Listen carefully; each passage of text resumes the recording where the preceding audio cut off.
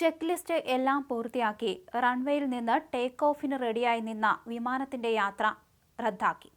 പെട്ടെന്ന് കോക്പിറ്റിലേക്ക് അപായ മുന്നറിയിപ്പ് ലഭിക്കുകയായിരുന്നു. യന്ത്ര തകരാർ കണ്ടെത്തിയതിനെ തുടർന്നായിരുന്നു വിമാനത്തിന്റെ യാത്ര റദ്ദാക്കിയത്. പുറപ്പെടുന്നതിന് മുമ്പ് തന്നെ കണ്ടെത്തിയതുകൊണ്ട് വലിയൊരു ദുരന്തമാണ് ഇതിലൂടെ ഒഴിവാക്കാൻ സാധിച്ചത്.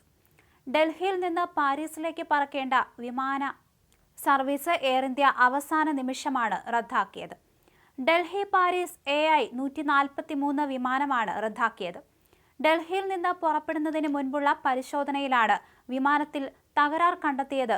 അതുകൊണ്ട് തന്നെയാണ് വിമാന സർവീസ് റദ്ദാക്കാൻ കാരണമെന്ന് എയർ ഇന്ത്യ വിശദീകരണം നൽകിയതും. ഈ ഒരു തകരാർ പരിഹരിക്കാനുള്ള ശ്രമങ്ങൾ വിമാന കമ്പനി തുടങ്ങുകയും ചെയ്തു. ബുദ്ധിമുട്ട് നേരിട്ട യാത്രക്കാർക്ക് ഡൽഹിയിൽ തന്നെ ഹോട്ടലിൽ താമസ സൗകര്യം ഏർപ്പാടാക്കിയിരുന്നു. ടിക്കറ്റ് ക്യാൻസൽ ചെയ്യുന്നവർക്ക് മുഴുവൻ തുകയും തിരികെ നൽകുമെന്ന് എയർ ഇന്ത്യ ഇതിനോടകം തന്നെ അറിയിച്ചിട്ടുണ്ട്. ഈ സർവീസ് റദ്ദാക്കിയതോടെ പാരീസിൽ നിന്ന് ഡൽഹിയിലേക്ക് പുറപ്പെടേണ്ടിയിരുന്ന AI 142 വിമാനവും റദ്ദാക്കപ്പെടുകയും ചെയ്തു. അഹമ്മദാബാദിൽ അപകടത്തിൽപ്പെട്ട ബോയിംഗ് ഡ്രീം ലൈനർ ശ്രേണിയിലുള്ള വിമാനം തന്നെയാണ് ഇന്ന് പാരീസിലേക്ക് പറക്കേണ്ടിയിരുന്നത്. വിമാനത്തിൽ സാങ്കേതിക തകരാർ കണ്ടെത്തിയതിനെ തുടർന്നാണ് സർവീസ് റദ്ദാക്കിയത്. എന്തായാലും വലിയൊരു വിമാന ദുരന്തം കണ്ടതിന്റെ ഞെട്ടലിലാണ് രാജ്യം.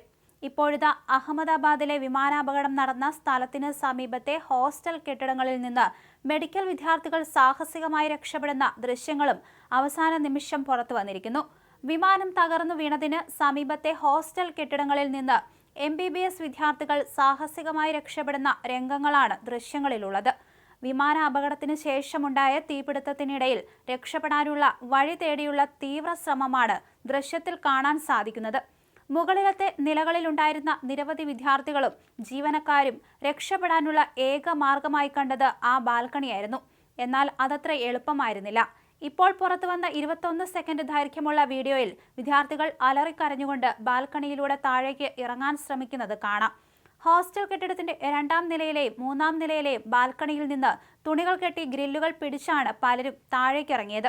ഇതേസമയം തൊട്ടടുത്ത കെട്ടിടത്തിൽ വിമാനം തകർന്നു വീണതിനെ തുടർന്ന് തീ ഉയരുന്നതും പ്രദേശമാകെ കറുത്ത പുക മൂടിയതും ദൃശ്യത്തിലുണ്ട്. ഹോസ്റ്റൽ കെട്ടിടങ്ങളിൽ കുടുങ്ങിയ ബാക്കിയുള്ളവരെ പിന്നീട് അഗ്നിരക്ഷാ സേനയെത്തി സുരക്ഷിതമായി താഴെ എത്തിക്കുകയും ചെയ്തു. ഈ 12ാം തീയതിയാണ് വലിയ വിമാന ദുരന്തമുണ്ടായത്. 142ഓളം പേർക്കാണ് ജീവൻ നഷ്ടമായത്. ഹോസ്റ്റലിലുണ്ടായിരുന്നവരും ജീവനക്കാരും യാത്രക്കാരും അടക്കം ഇത്രയും മരണം സംഭവിച്ചു.